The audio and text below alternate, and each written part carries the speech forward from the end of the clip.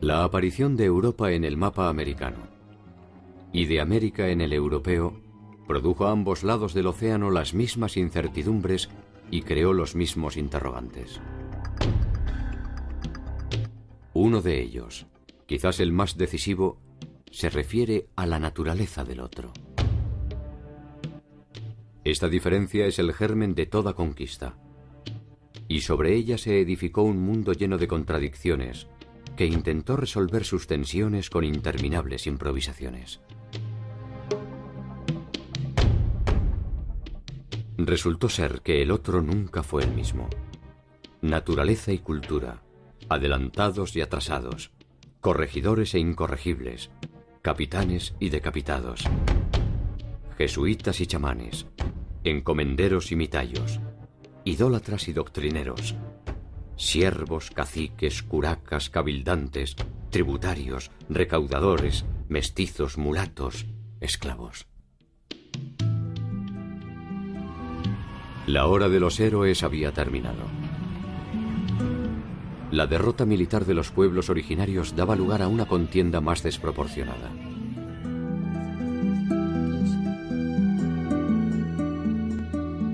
¿Cómo se inventó el mundo colonial latinoamericano?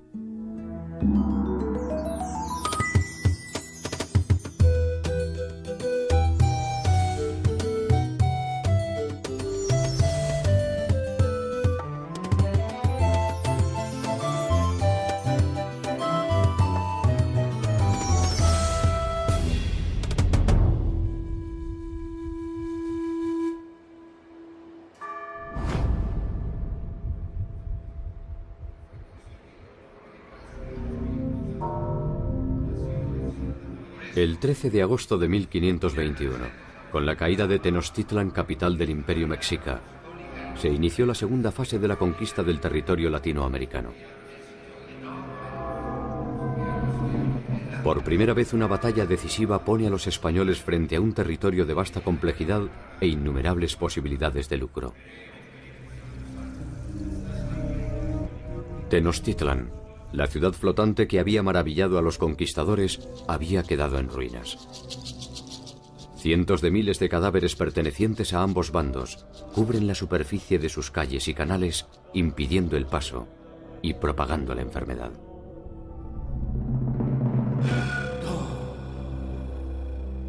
Los mexicas habían estado sitiados 3 meses sin agua potable, sin alimentos, y entonces lo único que querían era huir de la ciudad. Este fue, yo creo que uno de los momentos de mayor humillación para los mexicas, cuando tuvieron que huir de su propia ciudad y además ser sometidos a el saqueo, los vejámenes y los robos por parte de los españoles y de los tlaxcaltecas, ¿no? En particular les dolía el de los tlaxcaltecas. La derrota final de los mexicas fue obra del intelecto de Cortés y del coraje de sus aliados nativos, entre ellos los tlaxcaltecas, quienes fueron de hecho los vencedores de sus históricos enemigos. Después de la conquista española, de la derrota de los mexicas, se puede decir que en realidad, pues, la mayoría de los indígenas no se consideraban conquistados, porque de hecho ellos habían sido aliados de los conquistadores, y las estructuras políticas de la mayoría de los pueblos indígenas seguían básicamente intactos. Seguían teniendo los mismos gobernantes que ahora eran aliados de los españoles, seguían teniendo la misma organización social, seguían funcionando básicamente de la misma manera. Los tlaxcaltecas se habían liberado del yugo mexica y pueden reclamar su porción del triunfo.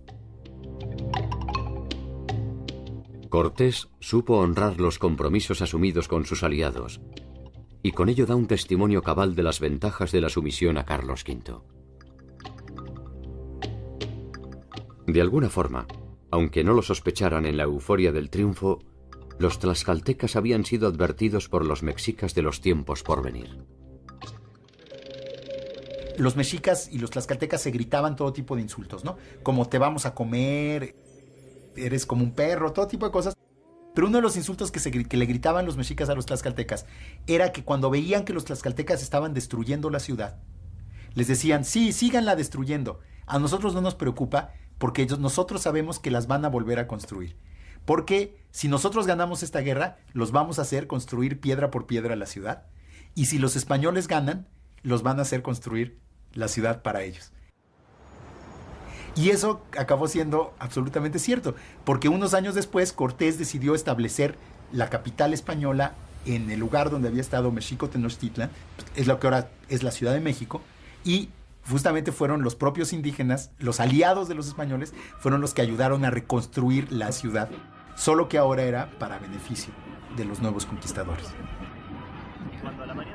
La construcción de una nueva ciudad resultaba una medida de carácter menor frente a la empresa que se avecinaba: gobernar un territorio poblado por más de 12 millones de personas.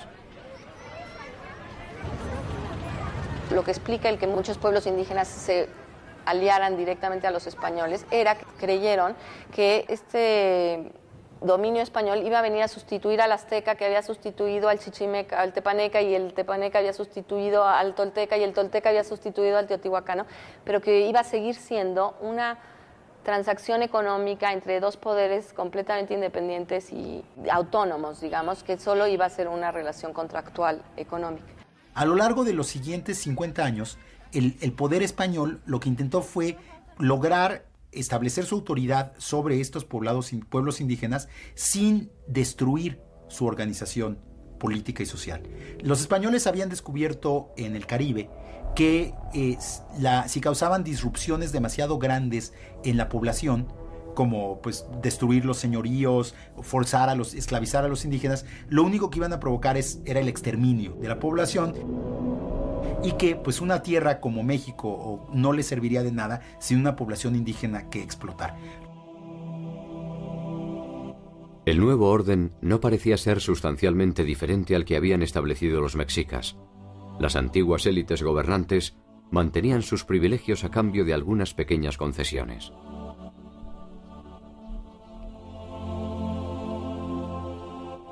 Incluso la nueva religión parecía ofrecer una relación más sosegada que la que había impuesto la última etapa del gobierno mexica con el incremento de sus prácticas sacrificiales. En apariencia al menos, las condiciones tributarias solo cambiaban el destinatario de los bienes que se producían. A todas luces, el cambio de sumisión no parecía ser una oferta a desestimar. Yo creo que si los indígenas hubieran tenido plena conciencia de lo que implicaba el dominio español, la pérdida de su religión, la pérdida de sus costumbres, la pérdida de su lengua, incluso el trato peyorativo a sus instituciones, hubieran presentado mayor resistencia. Este dominio se manifiesta mediante la incorporación de los indígenas en calidad de vasallos de Carlos V. A partir de este nuevo estatus jurídico, se establece la obligación de tributar a la corona. De esta manera, los conquistadores recuperan el dinero invertido, reservando un porcentaje para el rey. Bueno, hay que pensar que la conquista de América, si bien se hizo en nombre del rey, en realidad fue fundamentalmente financiada por los propios conquistadores. Entonces, esta actividad, que era casi privada, es una mezcla de lo público y lo privado, muy típico de la época del antiguo régimen, desarrollaba o permitía desarrollar un sistema de dones y contradones. Por el hecho de haber realizado la conquista en nombre del rey, el rey estaba obligado a ofrecer ciertas mercedes. Y una de las mercedes que el rey iba a otorgar a estos conquistadores que habían arriesgado su vida y sus dineros fue entregar a los indios en encomienda. La encomienda es la primera forma de relación jurídica entre indios y españoles. A cada colonizador se le encomienda un número determinado de nativos que están obligados a trabajar para él. A cambio de este servicio, los españoles tienen la obligación de cuidarlos y evangelizarlos. El conquistador va a recibir el tributo que debe ir al rey, el rey se lo cede y a cambio tiene que ocuparse de la salud, entre comillas, para la época, de los indígenas y sobre todo de la evangelización Eso es la encomienda y estos señores son los encomenderos. La encomienda fue un sistema tan práctico como deficiente, y no tardó en generar conflictos. Los constantes abusos de los encomenderos sobre los indígenas provocaron protestas de los abusados y reacciones de las órdenes religiosas que presionaron a la corona para restringir las atribuciones de los encomenderos.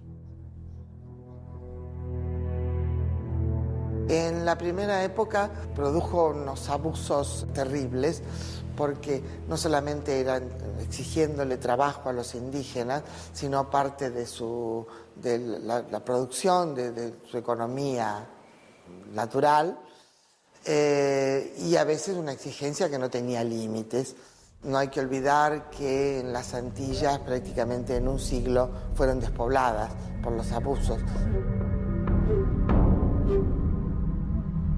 El Imperio Español había tomado nota de los desmadres producidos en las Antillas, que obligaron a la importación de esclavos para trabajar. En tierra firme se intentó entonces establecer un sistema de recaudación que se basaba en las estructuras productivas preexistentes. El calpulli en México y el ayllu en el mundo andino. El ayllu es un sistema que significa la propiedad comunitaria de un territorio, pero a la vez significa tener ancestros comunes. Entonces, este ayllu es la base de la comunidad. Bueno, el trabajo comunal es una tradición sumamente importante en el mundo andino, ¿no?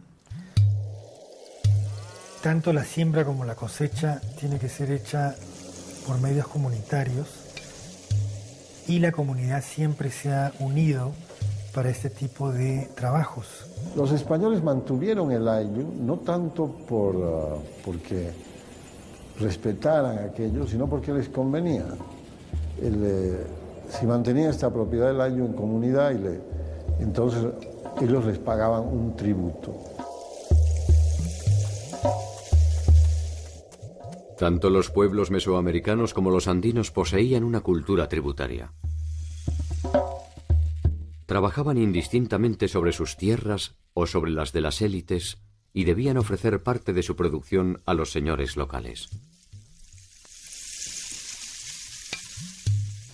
La política española respetó, al menos formalmente, esta propiedad comunitaria en la medida en que le permitía la obtención de beneficios. Es el sistema que se aplicaba en los incas, que el tributo que daban era en energía, tiempo de trabajo. El problema es que en los incas estaba regulado. En tanto, en la colonia había una explotación a veces indiscriminada. Nunca se habían enfrentado directamente como individuos al tributo. El Imperio Español llegó y lo primero que quiso imponer es una tributación tú a tú, individuo con autoridad política. Y esto sí empezó a romper los lazos de solidaridad, de ayuda mutua que se tenían dentro de la colectividad, que se habían generado en la forma de producir el tributo anteriormente.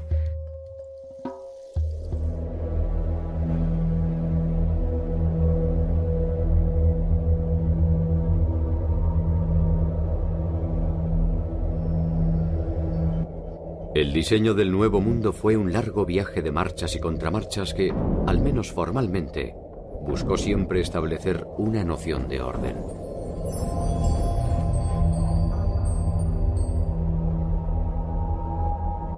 El territorio era una hoja en blanco sobre la que se podía trazar una cuadrícula perfecta. Cada uno de los solares, rigurosamente divididos por los conquistadores, eran entregados a los principales encomenderos que iniciarían así su lento y persistente camino hacia la formación de una nueva aristocracia.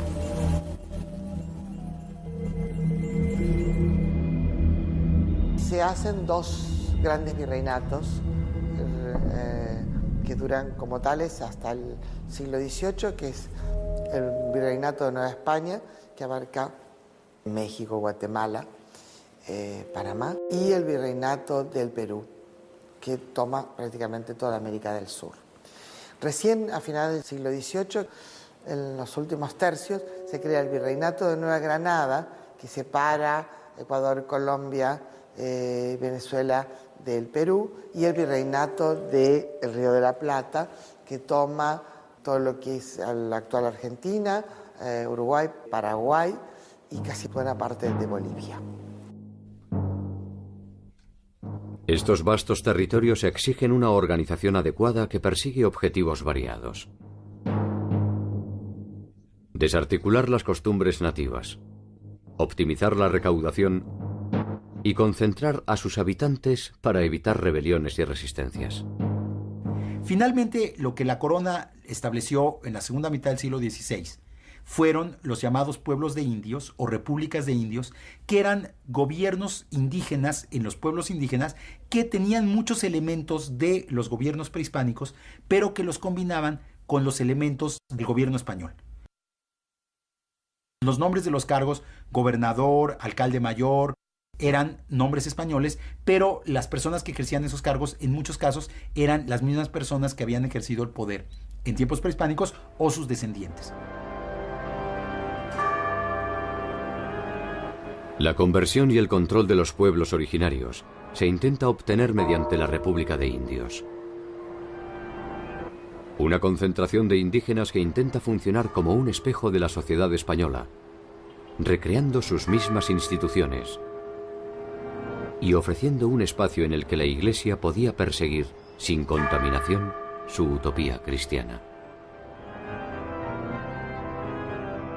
Pero hay que ponerse en la cabeza de la gente que vivía en esa época, cuya fe es auténtica, matizada de supersticiones, no muy pura teológicamente. Todo eso, por cierto, era así, pero de todas maneras hay una fe primitiva, podríamos llamarla, totalmente auténtica. Hay que tener en cuenta que en poco tiempo más, sobre todo después de la conquista, se va a producir la gran contrarreforma, la gran defensa de la Iglesia para defenderse de la reforma luterana. El impulso que toma la Iglesia a partir de esto y el asombro por el hecho de haber encontrado una sociedad y un territorio donde aparentemente la palabra del Señor no había llegado. Y frente a esto, la Iglesia Católica tuvo dos formas de reacción. Una reacción tradicional, conservadora, casi inquisidora, donde se perseguía cualquier tipo de desviación y de idolatría. En cambio, otras órdenes religiosas como los agustinos, franciscanos, jesuitas, pensaron que era imposible acabar con la religiosidad andina, porque se podía acabar con sus templos, pero no se podía derribar el sol ni acabar con la madre tierra.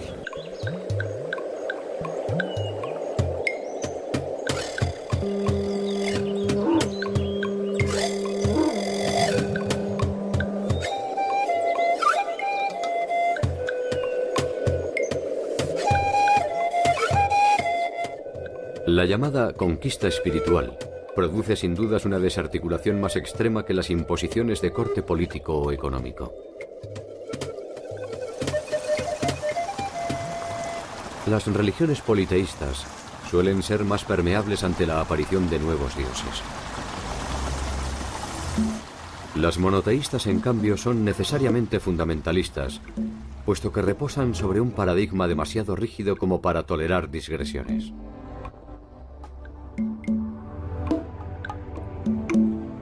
Podría decirse que la ciega voluntad puesta en el proceso de la evangelización responde más a una confirmación de la fe propia que un cuestionamiento de la ajena.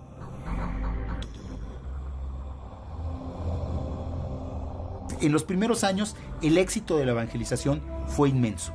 Los frailes bautizaron a miles de indígenas, los indígenas asistían por millares a las misas. Parecía que el éxito militar había sido acompañado por un éxito religioso. Una evangelización que tiene tramos, que tiene un periodo muy ingenuo, creyendo que con bautizar se lograba la evangelización real. después se dan cuenta que se necesita la catequesis, etcétera, que es necesario llevar cada vez más sacerdotes y más evangelizadores en general, y que es una tarea muy difícil y muy lenta, pero bueno, nunca se renuncie a esa tarea, nunca. Una vez terminada la resistencia militar, vino una resistencia cultural, mental. Es decir, los españoles pudieron dominar, obligarlos a pagar tributo, etcétera, pero nunca dominaron completamente sus mentes. Entonces, la resistencia más importante de estos pueblos fue mantener su idioma, sus costumbres y obviamente su religión. En los casos de las fiestas que los españoles imponen al poblador indígena para que estos la celebren, ocurre una cosa muy especial. Es que los pobladores andinos utilizaron el calendario español y católico y lo sobrepusieron a la propia celebración de sus propios rituales y siguieron pensando en que estaban celebrando sus propias creencias, adorando a sus propias deidades, a pesar que estuvieran bajo el nombre y la denominación de un santo español o de una virgen, como se los exigían los evangelizadores de la colonia. Con nombre del Padre, el Hijo y Espíritu Santo. Amén. Esta familia, Tatsmanchila, Baraca Chachila, Chuchula Chachila, Velapaita Chachila. Dulce María. Los pueblos indígenas tuvieron resistencia al cambio y lo más difícil para adaptarse es lo ideológico, ¿no? Entonces ellos de alguna manera tomaron cosas del catolicismo y de la nueva prédica evangelizadora que les hacían los sacerdotes y de alguna manera supieron reconocer algunas cosas que su propia religión les proveía y hicieron una bellísima integración de conceptos antiguos con conceptos modernos. En algunos casos cambiaron los nombres, pero en esencia se seguía manteniendo el culto, por ejemplo, a las deidades protectoras de la agricultura, a las deidades protectoras de las clases menos protegidas, a la veneración de fuerzas naturales que les eran importantísimas para su vida cotidiana, como la lluvia, la vegetación, la regeneración de las plantas, etc.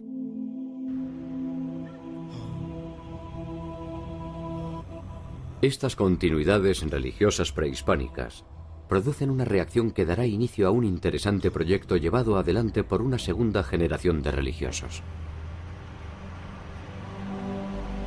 Los frailes que ya conocían más a fondo la cultura indígena, que ya hablaban las lenguas indígenas, se empezaron a dar cuenta que si bien los indígenas iban a misa y si bien los indígenas le rendían culto a Santiago, a la Virgen y a los santos patronos que tenían en sus pueblos de indios, eso no significaba que hubieran abandonado otros aspectos muy importantes de sus religiones prehispánicas. Esta segunda generación de religiosos realizaron un proyecto muy interesante desde un punto de vista antropológico, de estudiar las culturas indígenas para poder conocer a fondo cuáles eran los elementos que habían sobrevivido de ellas en la nueva religión católica. Esto da origen a una serie de obras memorables entre las que destacan La historia de las Indias de Nueva España, de Fray Diego Durán.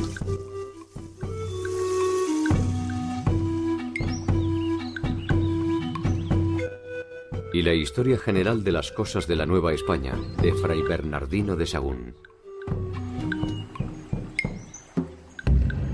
Gracias a estas obras es posible conocer gran parte de la cultura, las creencias y las formas de organización de los pueblos originarios.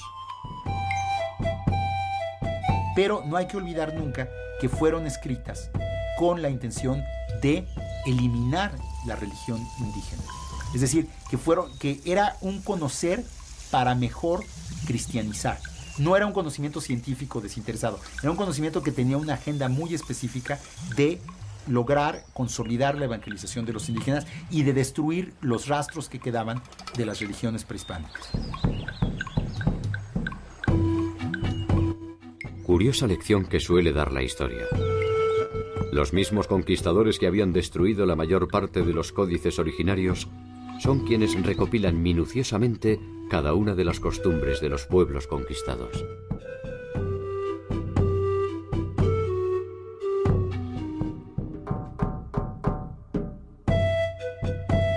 Tanto Sahagún como Durán persiguen objetivos específicos: entender para destruir. Sin embargo, en ocasiones sus crónicas se abandonan a una contemplación que ofrece una visión distintiva de los vencidos.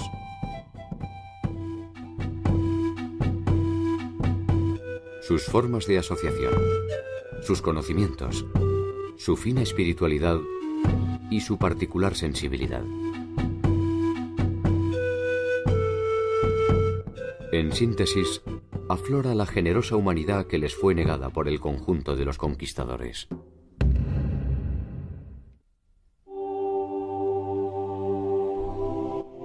Tanto la corona española como la portuguesa intentaron establecer un modelo teórico de sociedad. La realidad no tardó en manifestarse sobre esta construcción fanática y, si se quiere, ingenua.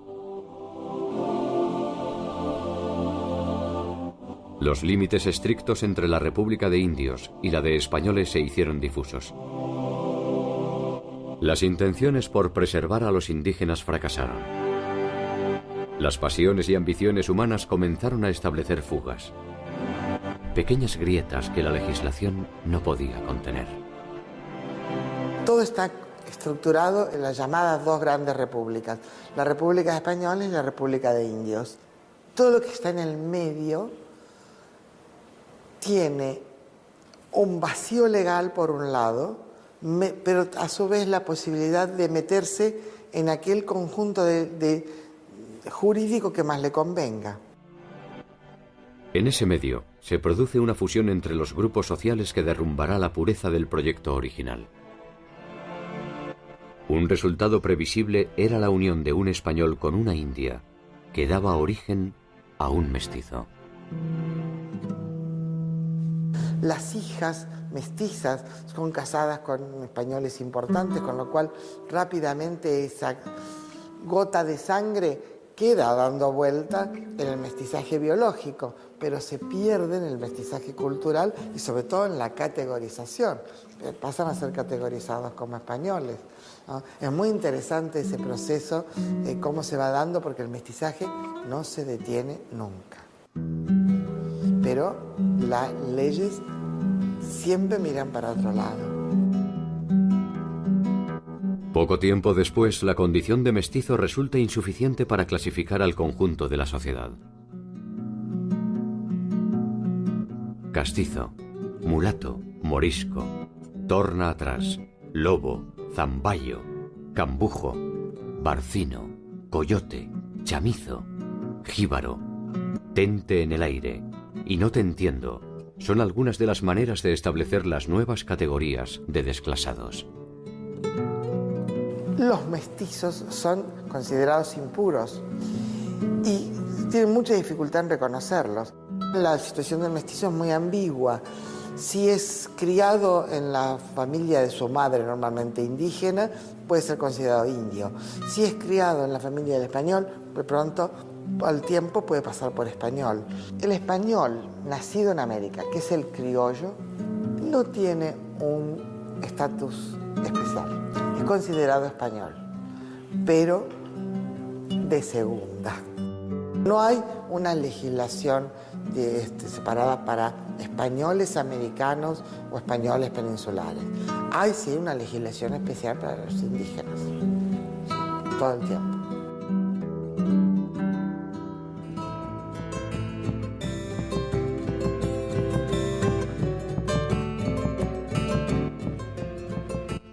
Hacia finales del 1500, el mundo prehispánico está virtualmente desaparecido.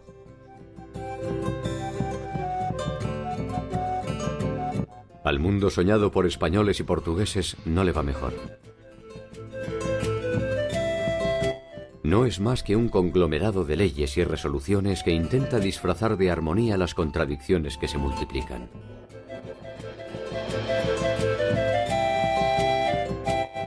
Latinoamérica se abre paso a su propio tiempo histórico.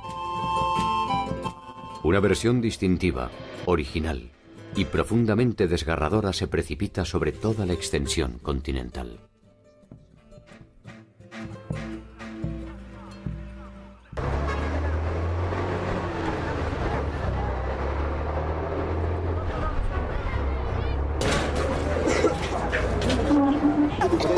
Pura atención, pura atención que...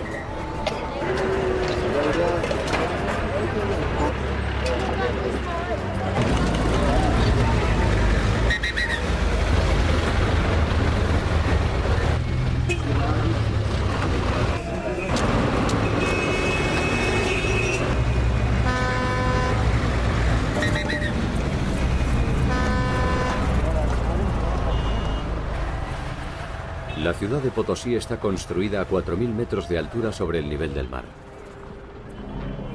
Fue fundada por los españoles en 1545, a raíz del hallazgo de una importante veta de plata en el Cerro Rico de Potosí. Este cerro fue uno de los principales ingresos de la corona española. La ciudad era entonces algo más que un pequeño campamento, y creció a un ritmo desmesurado exigiendo una compleja organización de recursos humanos y económicos. Estas aguas están viniendo de lo que son las filtraciones cuando llueve, cuando graniza, ¿no? Y su pH es muy, muy ácido.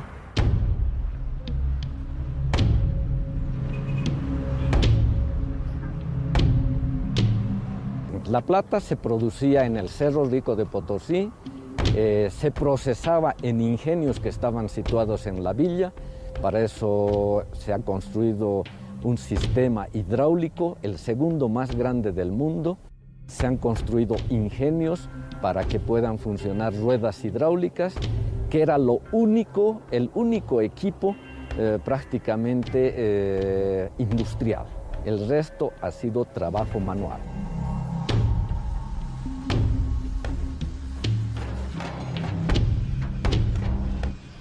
La mina se mantiene activa en la actualidad y si bien los tiempos han cambiado y la tecnología ha optimizado la explotación, una primera mirada se convierte en un viaje al pasado.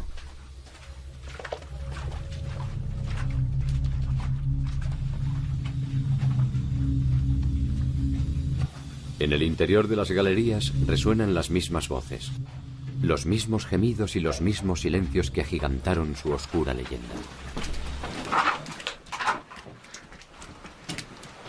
¿No hay refresquito para mí? Adentro, muñeco, adentro. Chica. Sobreviven los golpes de los barreteros, las picas de los brosiris, los pasos de los apiris.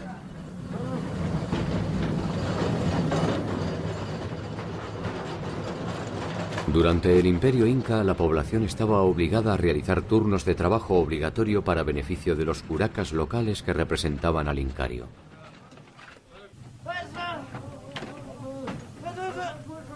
La llegada de los españoles trasladó este servicio a la corona y alimentó las minas de Mitayos. La mita es un turno de trabajo que había en la época incaica. Una forma de dar el tributo era o en especie o en turnos de trabajo. Y esto de la mita, él lo adoptó para crear un trabajo obligatorio en las minas. La diferencia es que el Inca retribuía con una serie de obras a aquellos que hacían la mita.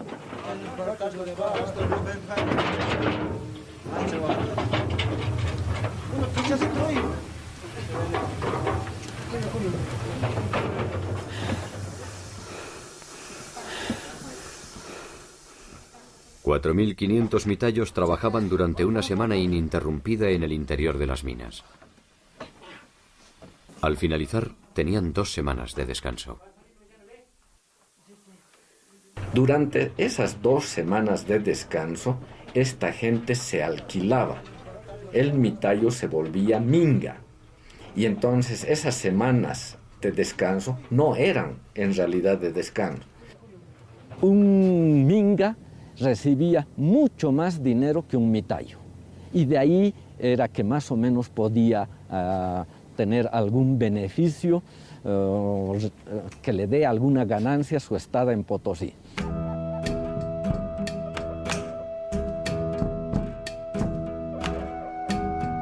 Todos los yacimientos en América fueron de la corona. La corona aprovecha el trabajo forzado de los nativos para su enriquecimiento. La corona recibía 1/5 de la producción y el resto era de los mineros. Los mineros a su vez contrataban o pagaban a los mitayos 2 reales por semana. Este es un monto sumamente bajo y como era trabajo de coacción, los nativos tenían que venir a Potosí con su comida, con su ropa, porque los 2 reales no alcanzaba prácticamente para nada. La leyenda sostiene que la cantidad de metal extraído del Cerro Rico sería suficiente para construir un puente de plata que uniera Madrid y Potosí. Ese puente hipotético sin duda se hubiera construido con el sudor de los mitayos. Cada 7 años, cada uno de ellos debía cumplir 1 año de trabajo obligatorio en las minas. En los momentos de mayor producción, Potosí albergó más de 13.500 hombres provenientes de distintas y distantes regiones del mundo andino.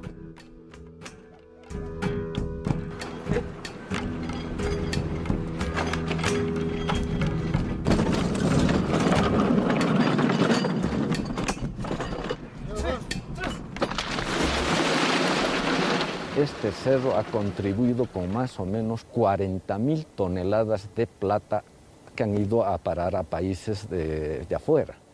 Parte de esa plata obviamente ha servido para fundar o tener una ciudad a estas alturas, a 4.000 metros de altura prácticamente, y que haya sido reconocida por la UNESCO como Patrimonio de la Humanidad.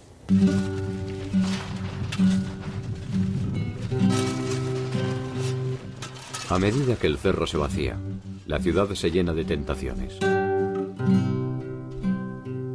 Los mitayos viven en las parroquias de los suburbios, muchos de ellos lejos de sus familias, juntando uno tras otro los reales que les permitirán, además, pagar el tributo que les exige el rey por la gracia de haber sido descubiertos.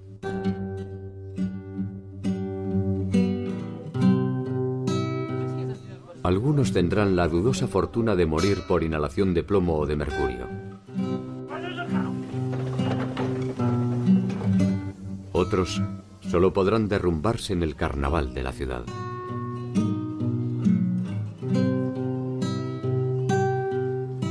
Una ciudad que tiene dinero siempre es atractiva, por más que la gente no logre alcanzar sus objetivos. Uno prefiere vivir en una ciudad atractiva, donde hay comercio, donde habían muchas festividades, se festejaba mucho, se tomaba mucho y no querían regresar ya a sus ayllos. Entonces empieza a haber un despoblamiento de las provincias mitarias.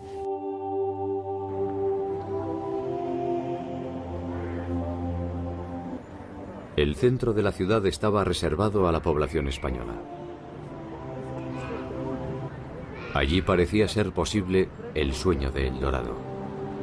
Funcionarios, azogueros, comerciantes y religiosos vivían su propia ilusión de prosperidad en la medida en que el férreo monopolio español se lo permitía. Nada debía entrar ni salir de Potosí sin la anuencia de las autoridades. La corona quería controlar que la mayor cantidad de plata salga en forma de barras o de rieles o en forma de moneda acuñada. Hay que tener en cuenta que había solo un puerto de España con el que se podía comerciar, que era al principio Sevilla, después pasó a ser Cádiz. Ni siquiera se podía comerciar con otros puertos españoles. Y estaba todo el sistema de galeones que venían una vez por año, tenían que enviarlos con custodia, con barcos armados por los ataques de los piratas. Esas flotas llegaban o a Veracruz, en México, el Virreinato de Nueva España, o a Portobelo, en Panamá, para el caso de América del Sur. Ahí tenían que atravesar el istmo por tierra, volver a embarcar y otra vez un monopolio. El único puerto habilitado era Lima. El circuito inverso se originaba en Potosí. La plata extraída se trasladaba en caravanas de llamas hasta San Marcos de Arica. Desde Arica se trasladaba al puerto de Lima. En Lima se juntaban con las producciones de otros lugares, también del Perú, y se cargaban a galeones hasta Panamá. Nuevamente, por mulos, caballos o cualquier fuerza animal, se llevaba a Portobelo. Y de Portobelo a La Habana, Cuba, donde finalmente se hacía el carguío de la plata mexicana, la plata peruana, la plata potosina. De La Habana salían los galeones 2 veces al año y llevaban la plata hasta Cádiz, de Cádiz a Sevilla, y en Sevilla esperaban los mercaderes, esperaban todos los que cobraban por haber dado el dinero para el trabajo en las minas en América. Comerciar una vez por año era absolutamente complicado, ¿no? Y porque era complicada después la red en la cual había que producir la distribución de mercaderías. De alguna manera vienen muchos más barcos, con permiso, sin permiso, legal o ilegalmente. Hay mucho comercio de contrabando. El contrabando es la manera de sortear la restricción de la corona y también la forma más aceitada de movilidad social. Mulas, tejidos, carnes, esclavos y objetos suntuarios llegan a Potosí provenientes de Brasil y Buenos Aires. De Potosí siempre sale lo mismo: plata para la corona o plata para los dueños de las minas y los funcionarios. Se estima que por lo menos 1/3 de la plata extraída elude el control de la corona y se utiliza para poner en marcha el comercio ilegal. Comienzo del siglo XVII, hubo virreyes en Perú absolutamente entremezclados en contrabando, terriblemente mezclados, usando, por supuesto, firmas que los representaban, ¿no? Las autoridades de Buenos Aires también totalmente mezcladas con el contrabando, a pesar de que eran los que obligados a combatirlo. El tránsito hacia una economía mercantil se produce sin reparar en los caídos. La invasión europea modifica irreversiblemente el orden político y social. El repliegue de los pueblos originarios se tensiona entre la necesidad de mantenerse dentro del nuevo esquema y conservar de alguna forma la tradición que les da sustento. Los pueblos de indios y las reducciones concentran a la población. El control de estas unidades se establece por medio de prebendas y compra de voluntades. Los viejos lazos de relación de los pueblos se fueron perdiendo, hasta casi desaparecer. La supervivencia física también se vio repentinamente amenazada. Lo que sí debilitó seriamente a la sociedad indígena fueron las epidemias a todo lo largo del siglo XVI y principios del siglo XVII. Empezando por la epidemia de viruela durante la conquista, en los años 30, sobre todo en los años 40, hubo otra oleada de epidemias muy brutales, y en los años 70 del siglo XVI hubo una tercera oleada de epidemias. Que venga cualquier persona contagiada de viruela de otro lugar, un comerciante, uno que se dedicaba a traer sal, cualquier insumo, se contagiaba, venía aquí y aquí había una acumulación grande de personas. Entonces la enfermedad se propagaba muy fácilmente.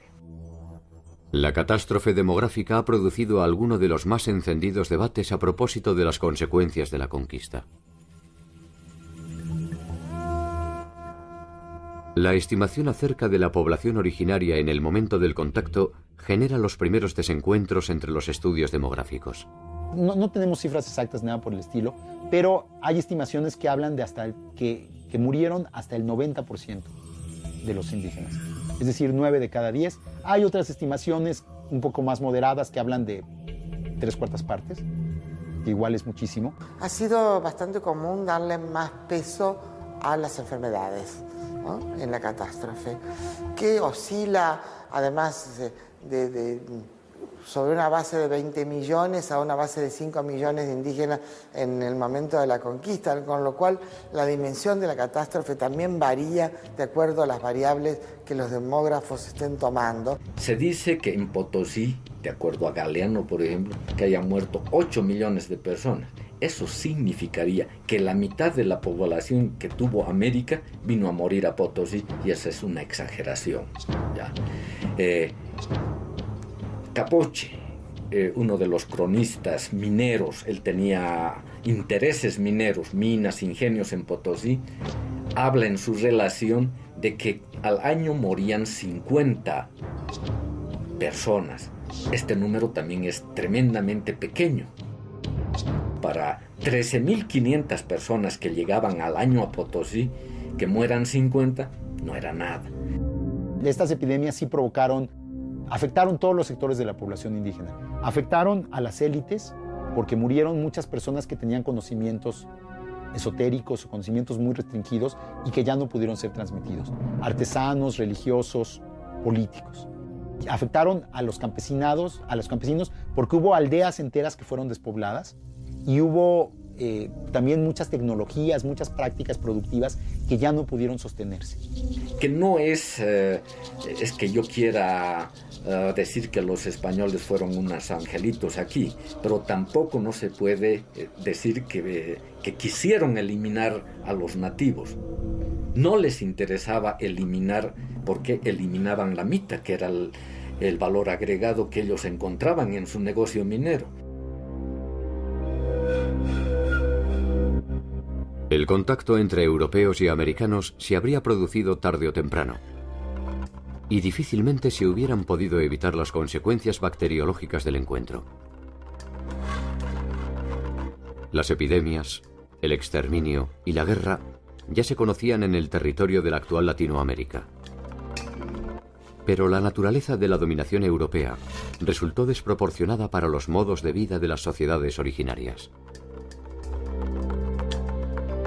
Abandonados por sus dioses y por sus gobernantes, las responsabilidades colectivas se tornaron individuales y nuevas formas de morir se hicieron presentes en el horizonte. Y ahí podríamos incluir al alcoholismo como enfermedad profesional. Si la gente, después de cumplir su labor, se dedicaba a emborracharse, el alcoholismo traía muchas complicaciones, males hepáticos, males del estómago, cirrosis. El alcohol se utilizó como forma de pago, como forma de dominación. Y si bien se sabe que en la época prehispánica se tomaba ya la chicha y otro tipo de bebidas, con la colonia esto se incrementó, ¿no? Igual que la pobreza. Sea cual sea la cifra definitiva, las fuentes confirman que entre el año 1500 y el 1600, el número de habitantes nativos disminuyó a niveles alarmantes, despoblando vastas zonas territoriales de Latinoamérica. Hacia 1780 se registrará una recuperación en los pueblos originarios. Probablemente, dada la magnitud de la catástrofe, estas nuevas generaciones sean ya el producto de un nuevo paradigma cultural que deba tanto al viejo modelo como al nuevo. Lo que sucedió es que a finales del siglo XVI, después de estas grandes oleadas de epidemias, las sociedades indígenas se reconformaron ya en el marco del régimen colonial y construyeron nuevas formas de vida con muchos elementos europeos, pero también con muchos elementos prehispánicos. Y las sociedades indígenas que conocemos hoy son realmente las descendientes de esas sociedades reinventadas del periodo colonial, que tienen una fuerte raíz prehispánica, pero que también tienen muy importantes elementos occidental. Por ejemplo, ustedes van a poder observar en el mundo aymara actual, hay varios indicadores de esto, ¿no? El vestido que hoy utiliza la aymara de la ciudad, la aymara urbana, que es la chola paseña, se ve esa mezcla, ¿no? La manta tiene que ver con la mantilla española. Y en cambio el aguayo que llevan para cargar a los niños es un textil, además de una alta simbología, porque sobre ese aguayo se hace, por ejemplo, la mesa aymara, o se come, o los rituales, ahí se carga el niño. Todo eso muestra que es una vestimenta típica, pero a la vez muy mestiza, que toma de ambas partes, ¿no? Así que la aculturación no se dio en el sentido de perder toda la identidad, pero sí fue una mezcla, ¿no?, de cosas, de contenidos culturales españoles que fueron adoptados acá.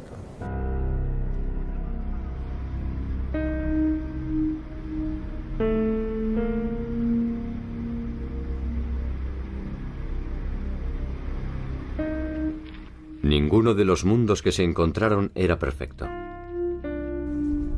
Y los eufemismos para denominar el evento desnudan necesariamente sus intencionalidades. La sociedad que se proyectó para Latinoamérica encontró finalmente sus propios carriles para procesar las tensiones de la puja de intereses y pasiones. Y la otra desapareció definitivamente. El análisis de los hechos nos enfrenta a una disyuntiva tal vez imposible. Intentar recuperar el mundo originario o aceptar lo que somos hoy en día. Quizás ambos modelos no sean más que una utopía inútil. Quizás solo seamos testigos mudos de un devenir irreversible, que no es más que el saldo resultante entre nuestras voluntades y nuestras omisiones.